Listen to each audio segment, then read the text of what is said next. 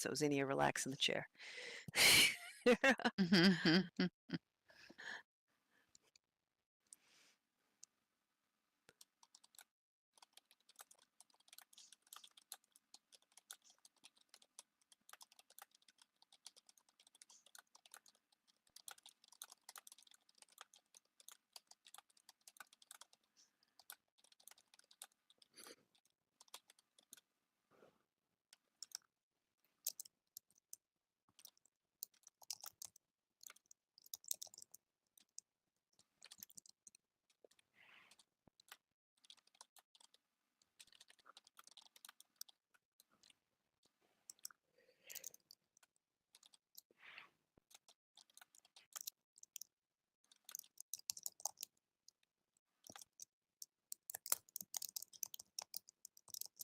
Doing my usual, I mean, it isn't on a Friday, so this is a little funny for us, right? Normally we get together on Fridays for the Nonprofit Commons, and often during VWBPE. We also present on Fridays, but so we're here on a Saturday morning, which is, a new thing. But feel free to we every week do this whole like kind of introduction, and many of you are familiar with it. So while people are coming in these couple minutes, it's a good time to share a little about. You could do that in chat. Um, just sort of share stuff, and it's also a good way to meet others in the audience and check out like any links or work that folks are doing that might be interesting. And um, so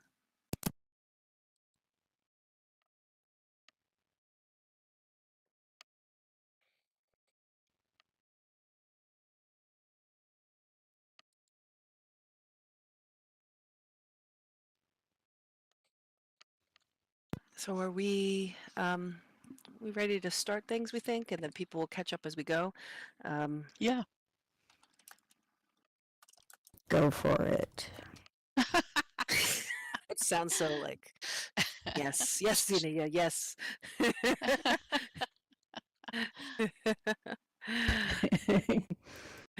Anything. All right.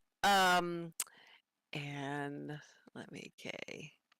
And I'll also put in a little bit of text about to us as we go too.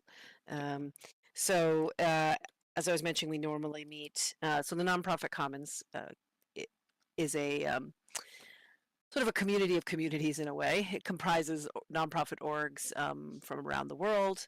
Um, and, and also others that are interested in social good related topics, and folks who are librarians and educators, and that intersection of all that stuff, support and arts groups and those things too. The NPC board, which is kind of the leadership behind NPC, Nonprofit Commons, has committees in education, interaction, experience, um, to nurture learning, socialize, and support the needs of our virtual worlds community and beyond. There's also, of course, marketing. There's a bunch of others, but those that education, interaction, experience, I think, are the key ones to kind of the VWBP part of things. And our community provides technology, education, exploration of social good and artistic spaces in virtual worlds. As I mentioned earlier, we meet weekly and we provide workshops, tours, a network of support with this vision of future growth. We also host other events around that, and we have, oops, just did something. And we also have free office space for those who might be interested in joining the community that are in that, like I said, nonprofit, social good, um, education, library ecosystem. So you can always reach out to one of us about that. And this is some information about the weekly meetings that we have. And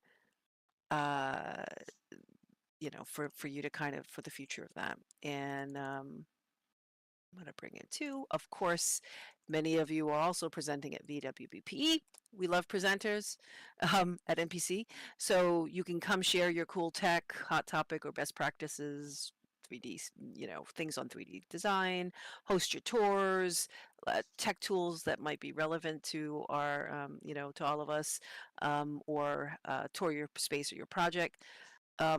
You can also reprise your VWBPE presentation if you think that you would like to bring it to MPC as well.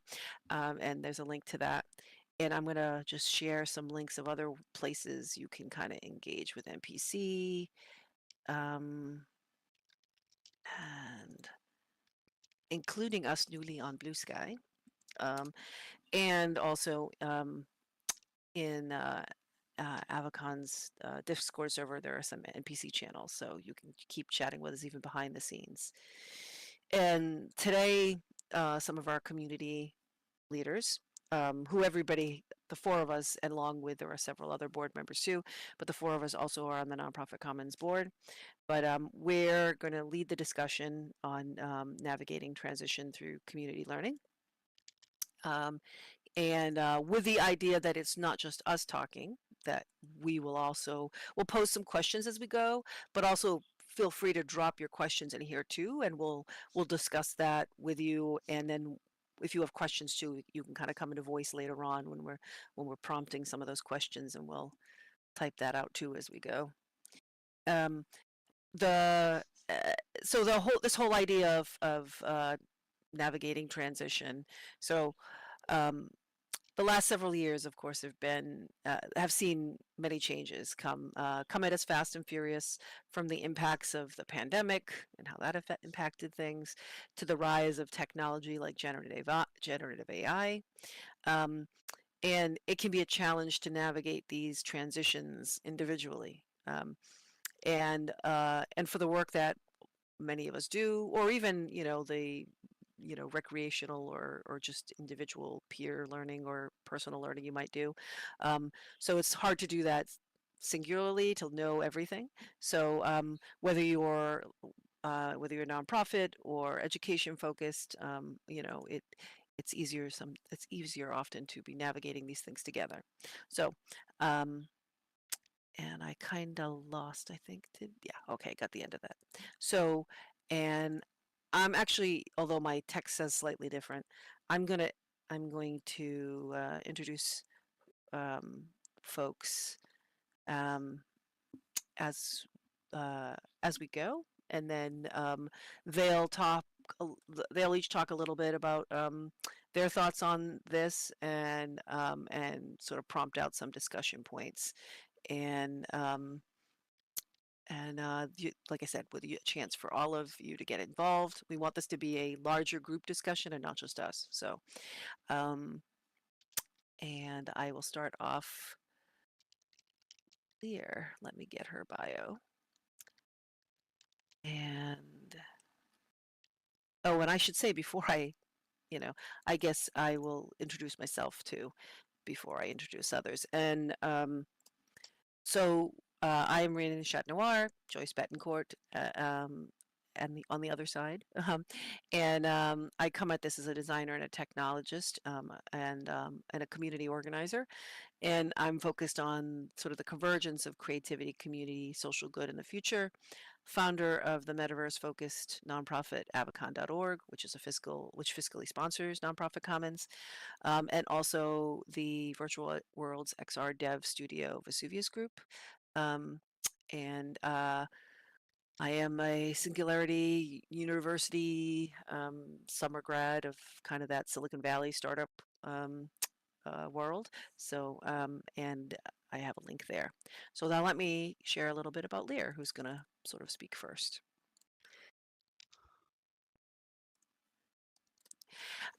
Lear Lobo is a professor emerita at Colorado Technical University.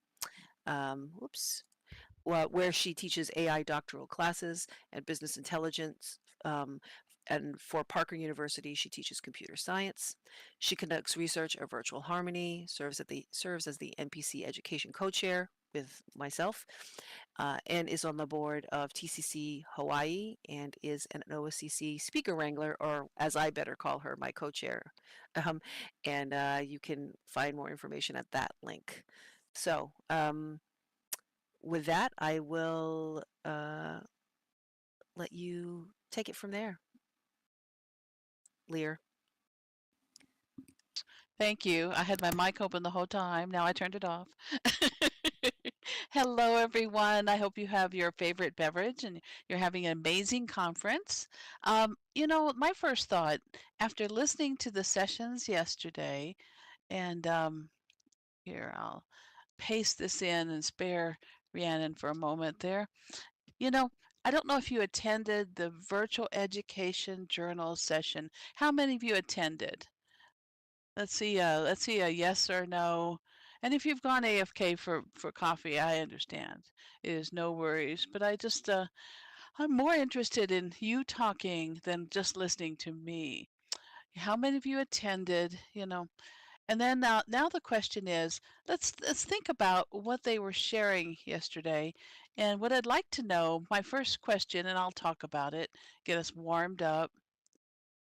Oh, yeah, and I know some of you had sessions at the same time, so my apologies, or work. Uh, it was a Friday, right?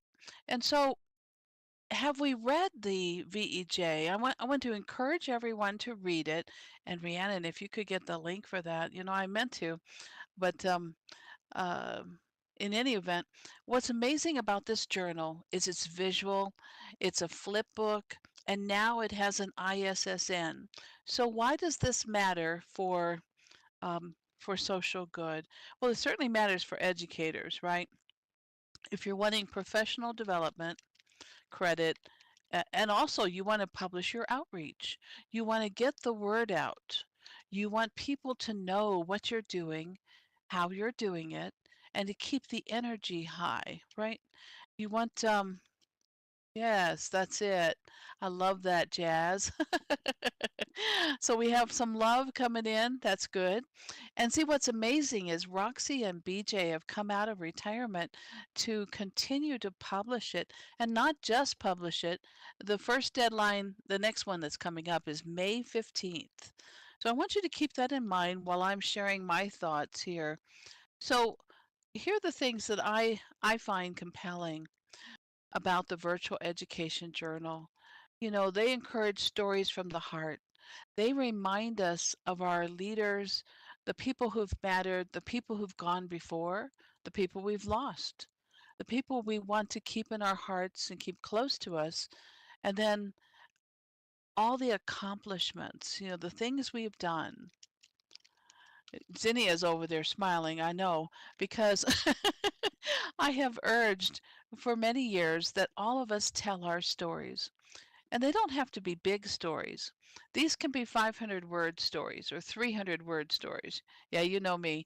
And and these stories are important. When we gather them together, it's kind of like we have this, and you know how I'm on this tribal theme now, right? This tribal culture of storytelling and sharing, the last 20 years of what we've done together. Now, I know the NPC is celebrating.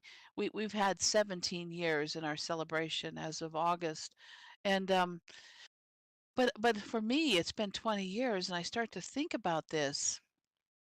Lear's not my first avatar, but it's the one that I've had the greatest impact with, right? And so I think about this and I think, where are we going and what do we want to take with us? What do we want to preserve? And if anyone in the audience wants to chip in on this or you have some ideas, please let us know. We can pass the microphone to you, or I'll pass it to my panelists first. Maybe that's the decorum of the session. What do we? Who's going to write for VEJ at least a little one-page article that talks about something amazing that you're doing? Anyone? You know, and I put it in the notes. I would love for you to kind of share that little bit of a story of how just presenting and then publishing your generative AI Oh, art sure. explorations and creations, how that kind of led to your college's buy-in in a podcast. Oh, that's right. That's right. Well, here's what happened. And there's a podcast that tells this story, and then another one that asked me, um, why did I write the article? And so here I'm going to give you a link, and it's to a scholar practitioner journal we publish at my school. and my little articles there. And they also put on the cover of the Pinnacle some of my art. Um, they featured the entire picture there, and then they took out the middle of it and used it as inspiration for the cover. And I thought that was very cool. And here's what I didn't know, and you're gonna have to type this, Rhiannon, because I didn't know I was telling this story. Um, I didn't know they only wanted 3 paragraphs. Okay, so being me, I write this 10-page thing. Zinnia's like, yeah, yeah. And I thought about it, and I thought, well, my students really don't care about AI art, but they do care about prompt engineering, and they do care about discoveries we make about how AI interprets what we say and how obedient it is or not, whether it introduces bias into what I request. Am I always getting certain kinds of figures in my art? And is it a fair representation of people at large? How what do I have to say to get, good representation and have everyone feel like the art relates to them? Now, see, Zinnia is an expert at this, and especially color. But uh, but for me, I'm worried about how our tools understand us, how they provide, you know, results that are meaningful, and how this impacts us, how we feel about that. I had to work very hard. I worked on a Jedi series uh, that had nothing to do with Jedis in any of the cultures or media that's out there, but just people who looked wise and had Jedi-like clothing on, right? And the difficulty is, if you use the word mature, some AI tools now think you're suggesting something sexual, whereas I was just thinking older. I didn't want everyone to represent a 16-year-old. I wanted some diversity. I didn't want to have an ageism kind of bias. So anyway, I wrote this article for them, and they said, but we only wanted 3 paragraphs. And I says, well, it's digital. That was Roxy's point yesterday, is if you write a little more than they're expecting, they can still take it because as long as it fits, of course, within their size of the overall uh, document. And then the second thing, I added a piece at the end about AI copyright.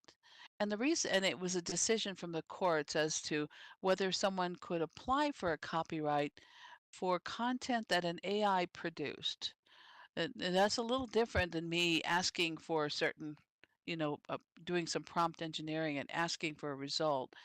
If you tease it out and you start having it randomly generate a bunch of things, the question is, can you copyright that? Is that considered creative? And of course, in the eyes of the courts, it's not at this time. And so I had cited some work about that because I wanted my students to recognize um, the fact that we're at a point where we're really not sure how much is being um, mimicked, or how much is data scraped, how much is coming from sources that really aren't being cited, and of course, what are the implications of that? Now, that's not really what I meant to talk about for social good, right? But what's funny about this is they asked me a whole bunch of things, and then they sent a podcaster over, and this is Joyce's point. They sent someone over who's just wonderful to talk to me. And she had said she was going to create a little podcast. And I said, well, that's nice. And we got to talking, and there were 2 things she teased out of me, and she made 2 recordings from. I haven't listened to all of them, but I listened to the beginning and was giggling so hard I had to turn them off, because there's times when you really don't want to listen to yourself, right? And one of them was me talking about wallowing in my wrongness, okay? Wrongness is the notion that no matter how well educated you are and how much you know, at some point in your life, you're going to say something that will no longer be true in the future. The state of knowledge will change, right? New discoveries will happen. Pluto will no longer be a planet. The Brontosaurus will change names 2 or 3 times, be the Apatosaurus, and then in 2015 got his name back. And of course, Christopher Columbus won't always be a great guy. He was when I was young, then he wasn't, and now communities are undecided. So the thing is, there's always this feeling of fear when you write because you're thinking, well, my foolishness or my inability to predict the future is not good. So at some point in the future, what I say will no longer be relevant or no longer be true. And I tell my students, you still have to write. You have to be fearless. Use past tense so that what you report is still true in the future for the moment in time when you said it and you cite it. You cite it to anchor to established research. And in our community, that means to social good, to conferences like these, citing each other and drawing strength from our discoveries and telling the tales to future generations of advocates and champions for education in these virtual worlds. We really need to get that outreach out because we notice we're getting older and we're not bringing in as many new young people. The hype cycle that existed back in the 2006 through 2010 has dimmed, and it's up to us to revitalize it. So I'd like to see that revitalization. I hope that's what you. I'll spare you guys the second story until my panelists get to speak. Over. So who would like the microphone now? Where we're, oh, hold on. Okay, I thought my Alexa was going to start talking. Um, um, I do think that your example, though, on abroad is the idea that that sharing of information, and not only how it's important for us to get all of us to get our work out, right? And that's a kind of a big piece of it to be able to like help and collaborate with others, and but then also how that kind of bounces back to you, right? That can result in other people kind of picking that up and sharing out the word that you're doing of what you're doing. Um, I'm gonna there's a couple questions. I think I'm gonna put that in chat of what Lear brought up about it. I see one from Beth. So let's see. I think that's it may not be a question, but she says, I have to be careful with the things I'm selling in Second Life. I have to be careful not to include AI in it. Well, that's certainly for that is a great point, and that was my point. Well, I've curated 3 art exhibits, one with like 180 pieces, right? It was an Elven Spring Fling for one of the Elven groups, and I made all of it Creative Commons 0 or Creative Commons Share Alike. And here's why. I think it was buy, it wasn't share alike. And here's why. When I teased it out, Beth, I referred to the Romantic period and to Thomas Cole. And some of you may be aware of Thomas Cole's work, The Voyage of Life. Thomas Cole did it in 1842, and it's currently CC0 out of the National Gallery of Art in DC, where I spent a lot of time looking at this art. And they have a blurb on their site saying you are free to use it in your derivative works, in your direct works, as long as you cite the National Gallery of Art, and refer to their license for it. And the voyage of life takes you from, from being a very young person to being a youth, to being an adult, to being mature, to being an elder. And of course the scenes all involve water and amazing waterfalls. You're in a boat for all 4 of these. And in the sky, it's like there's castles in the sky. The clouds are imaginative and full of scenes that might be flooding your mind. And that imagery inspires me because it reminds me that we all have a dream, and this is a shared dream that we have with our colleagues. And as a result of this dream, we see the potential and we see the power of these worlds. We bring students in, we bring a social good groups in. We hold office hours with people, and we share and we give strength to one another, and we have community. And so we see the value of this. And now the question is how do we share that with others?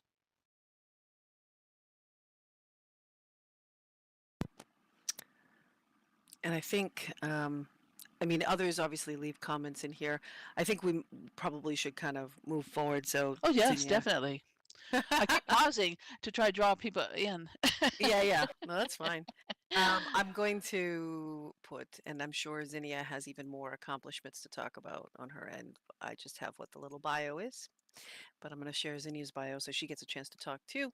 So Zinnia Zauber, Renne Brock, artist, instructor, superhero, and we all know she has the cape as well for that. She's an advocate for awesomeness, encouraging and empowering active, inclusive education and community participation in the arts and sciences.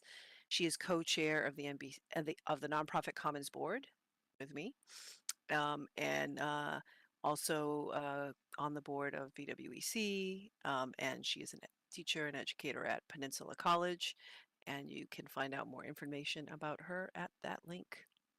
So I think there's a lot of, kind of segue into what Leah was saying and a lot of the things that you often talk about. And I know even your school, you did a whole huge AI focus with your students too, on generative AI. But if you want to chat, let Zinnia next. Thank you. Thank you, everyone, for joining us. Yeah, so I wrote a little something, so let's see if I can copy and paste and talk at the same time. As folks have mentioned, I get to experiment. I mean, teach all these different things every day with my students at Peninsula College. And being able to work with all of you here in Second Life and beyond gives me new ideas and new connections with things that maybe I may not be familiar with and that I need to introduce. So it can be a little overwhelming with all these artificial intelligence tools. Are you guys feeling like that at this conference? Maybe. I know sometimes I am. And it's an adventure, and using these tools are a way for exploring connections and storytelling to build more meaningful and uplifting content. And in my presentation later today, I'm going to share a little bit about that. So we, Nonprofit Commons, we are reaching out our hand to have you join us on this journey and to let you lead us as well. We want to know what you want to know, and we want to find those people who can help support that. At the Nonprofit Commons, we welcome challenges and learning something new. And because you're all here, I know that you feel that way too. We embrace technology and social good in unique ways.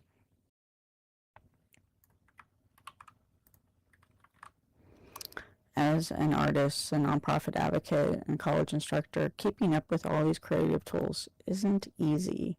So how many of you guys are already breaking a sweat, the nerves of all these things that we are learning about?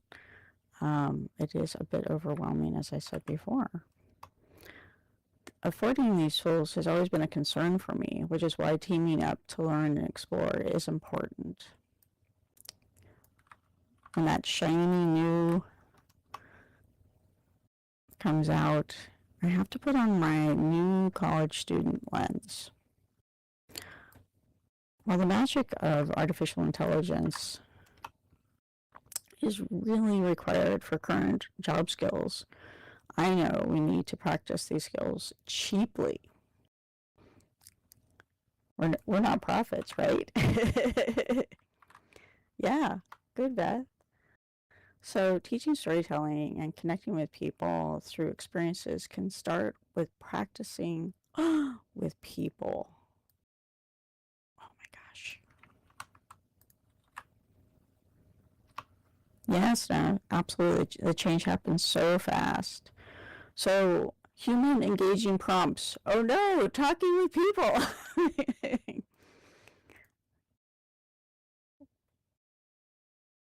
I know, crazy, right? So being social is a way to learn best ways to draw out stories and explore networks. Yeah. And and that is something that is a fun thing to watch us all explore.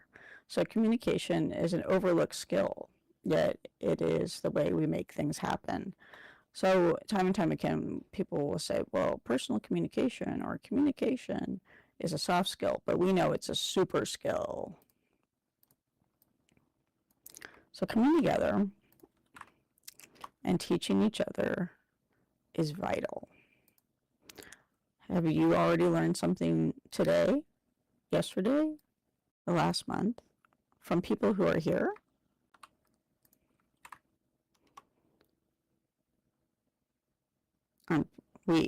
I'm pointing at all of you, are the ones to connect the dots and to help build and share these stories of social good. So look around. These are the people you want to connect with. In rolling out, I love to create events to support engagement, getting to know others.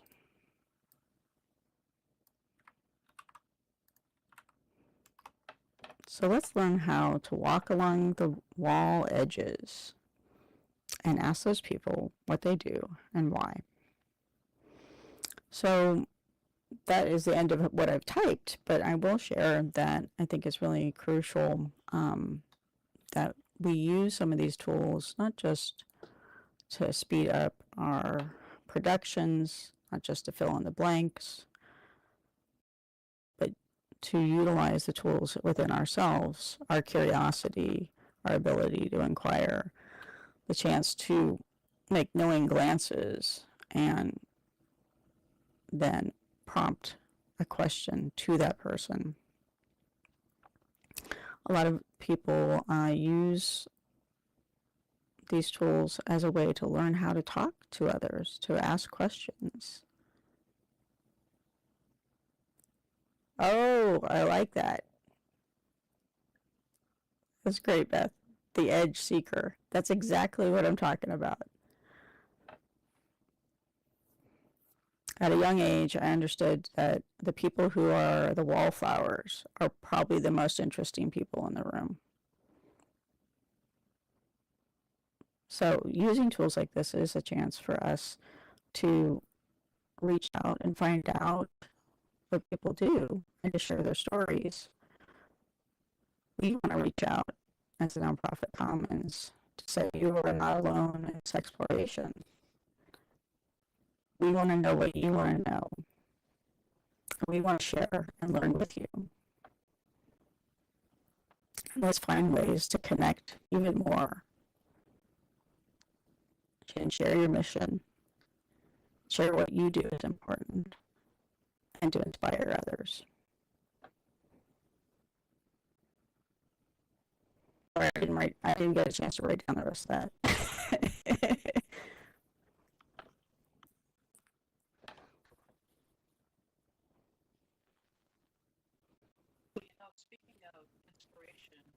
Speaking of inspiration, I had my microphone over my ear, by the way. There's two things I have a certain fondness for. And it's hard for me to say I'm fond of an AI tool because I teach and I'm critical of, and that's my job, right? Because I teach doctoral AI classes. But I have a fondness, thanks to Gentle Heron, for Pi.ai, And here, I'm going to type that for you there, Rhiannon. Pi has this way of being not just generative, but when you ask him, like, what is virtual ability, he actually knows. He's not giving you a placebo about the virtual world. He knows about their outreach, what they do, and talks about it intelligently, which I thought was a shocker, because I've talked to quite a few AI tools, most of the popular ones, and they really don't have a deep awareness of what we do here and our outreach. Okay. Second, When Rhiannon demoed Google Notebook LM a week and a half ago, I guess 2 weeks ago yesterday, I fell in love. I was like, oh my gosh.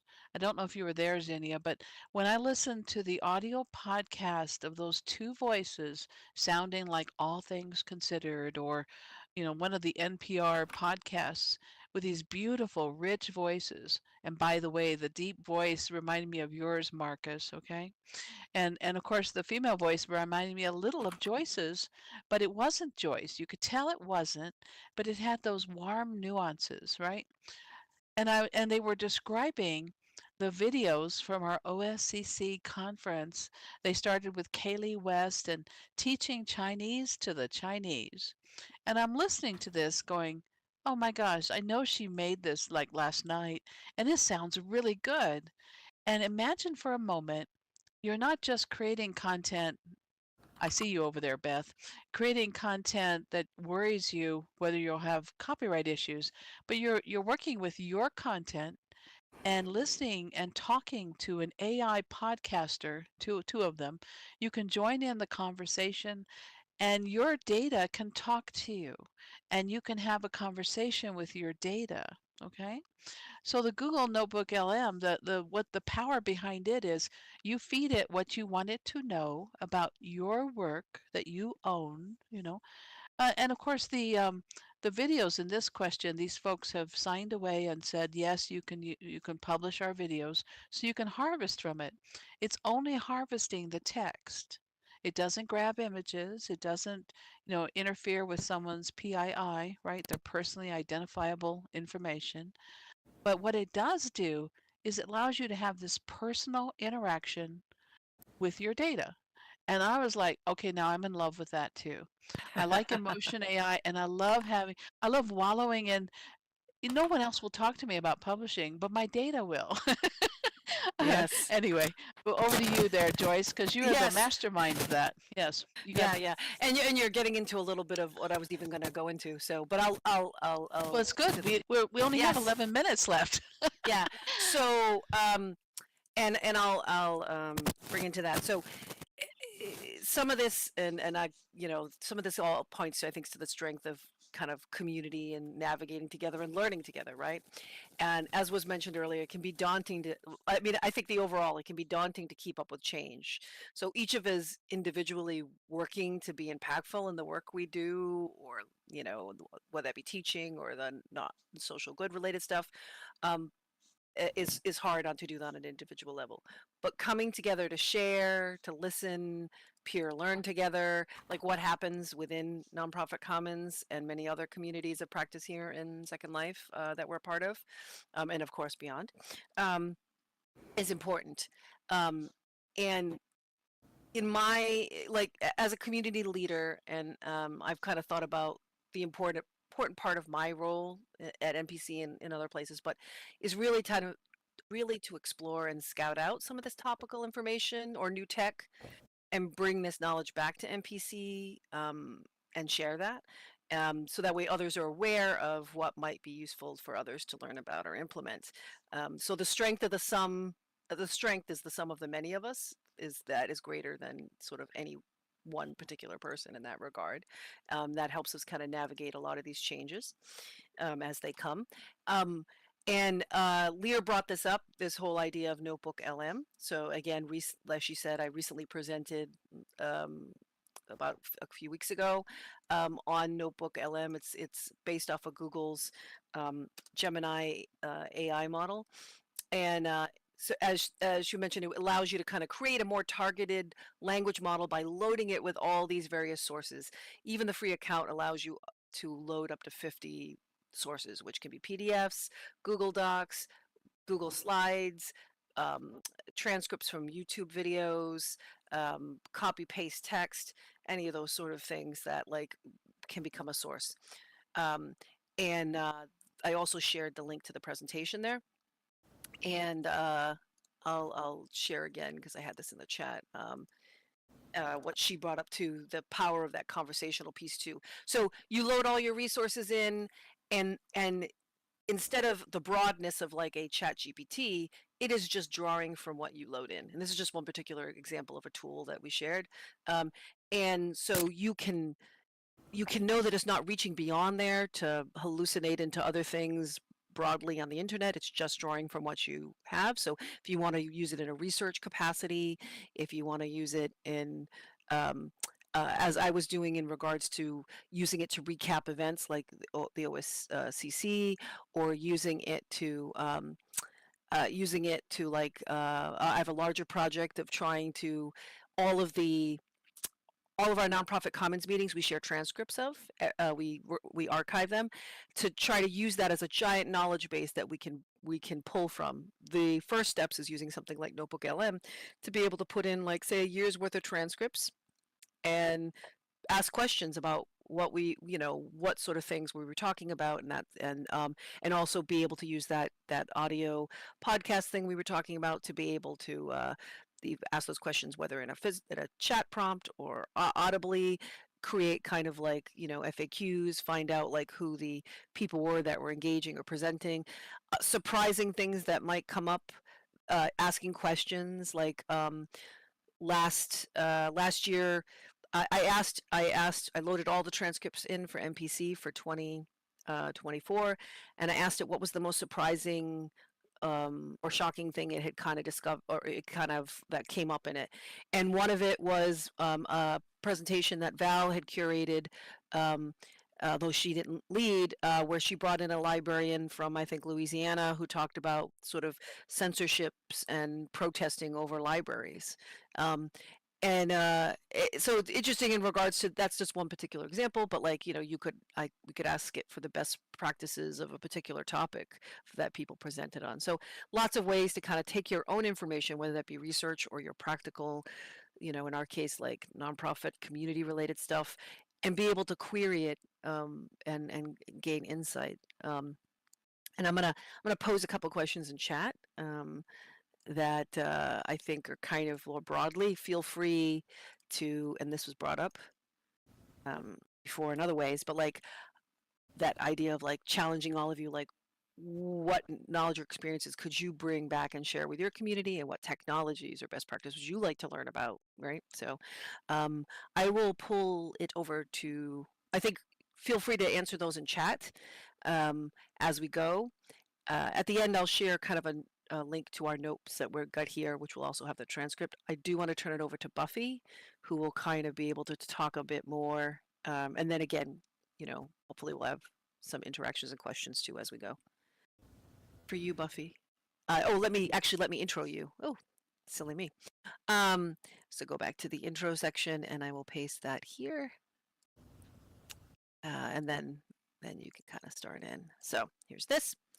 Buffy Beale, Buffy Bye, is a service integration engineer. She's a futurist, a mega hero, social innovator. She's a board member for the Nonprofit Commons and the Metaverse Libraries. And she's also an SL mentor, a VWBPE volunteer, a co-chair. She is one of the founders of Join Me, Join Us.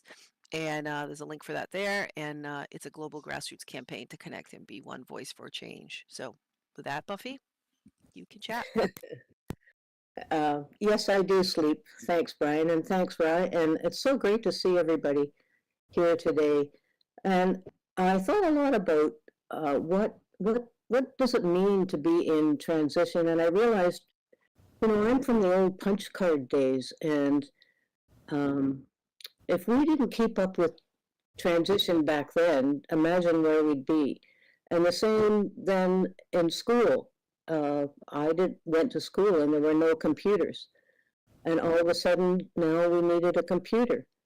And now we need to understand about how those computers are going to change our life. And then it's mobile computers. So I think we're just in a constant state of transition.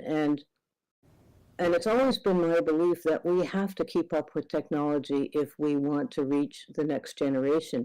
And those are going to be the people that take over for us in our nonprofit and social benefit work. So I just wanted to say that part of the nonprofit commons, the advantage for me and I think for many, of being involved with the nonprofit commons is we have always kept up with technology in our presentations and our information that we share there, and the people that come and offer what they have with their technology expertise. And I just want to give a shout out to Rye, because she really is an amazing community leader who keeps us current with technology. I have learned so much just from her presentations, and with Lear as well for her expertise and bringing in all sorts of new things that I don't know that I would have tried had I not learned them at the nonprofit commons. So I think that's just what I wanted to say about transition, that we really, it's up to us to keep up with it, whatever it is that's coming down the pipe, because, you know, we don't build it, we didn't develop it, but we sure need to understand it. And that's, and the advantage of being in a community at the nonprofit commons where we can learn and keep up. And I'd like to turn it back to you, Rye, and just a few minutes for some questions. But thank you very much, everyone, for coming today, and I'll see you our Friday regular meeting, 8:30. See you there. That's great. Yeah,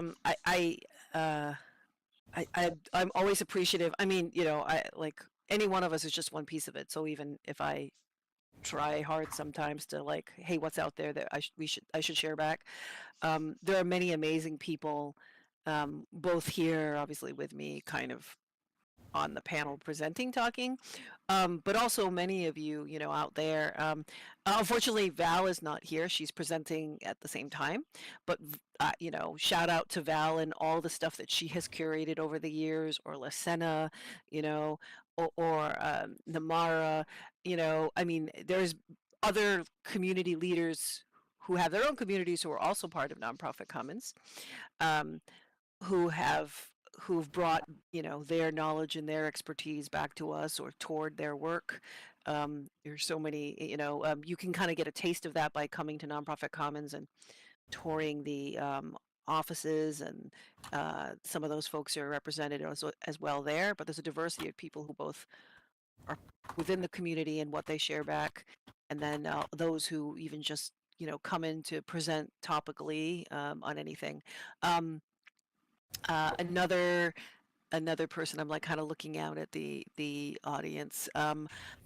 Brian Aviator, I mean, far more techie than I could ever be, and who is, you know, shared his work, the amazing stuff that he does with curating his museums, and the tech that he kind of and practices he uses to sort of supplement those, and like how we can all kind of learn back from that too. And his presentation yesterday on that too here at VWBPE. Um, Also, Marcus, who's standing behind the camera, who came into NPC to teach open broadcaster studios and open source video capture and streaming and recording tool, and how that prompted a whole wave of others that weren't necessarily skilled in that, you know, folks on from our side of things, and Val's community, and Lasena, and all this sort of other communities that suddenly then learned how to record and stream their work and be able to share that out, be able to like have us create these know your neighbor, you know, video series of all that stuff. And that all kind of came from just somebody coming in to share his expertise. And so, you know, all those things are, I think, examples of how like sharing back within the group kind of makes us all more resilient to these changes as they kind of come. And there's so many other people, of course, over the years that have done that. So if you've got any questions for us, you know, we can certainly, you know, yeah, as Zinnia said, we're in this together. But yeah, if you've got any questions for any of us, and I just brought those few people up as examples. There are so many more people who kind of help and contribute behind the scenes. We've had lots of volunteers and mentors along the time too that have been crucial. Even the idea of NPC evolving to being peer led, came from a group conversations and efforts. So even that concept of the group helping to lead its own self through large group transition periods and changes is important too. So, um, yeah. Any questions for any of us? We still have a few minutes before we kind of end things. I mean, any tools that people want to share or things that I think in this time of transition you might want to know about or learn or have fears over,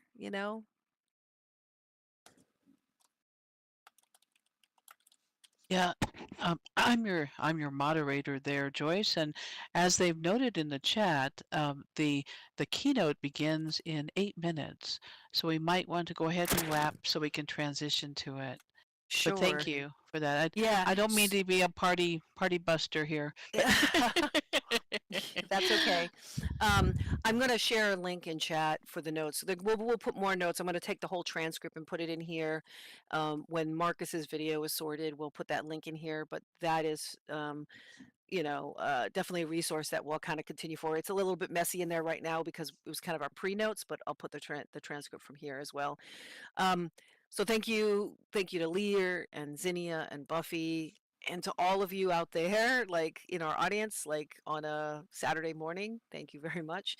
Yeah, we hope to have you come to a Nonprofit Commons meeting weekly since 2007 on Fridays at 8:30 a.m. So, and you can always find out more at nonprofitcommons.avacon.org. I'll share those links again and of kind of other places to find us. And yeah, come to a meeting, share your tools, ask your questions, and with that, I will wrap. Thank you, everybody. Thank you all.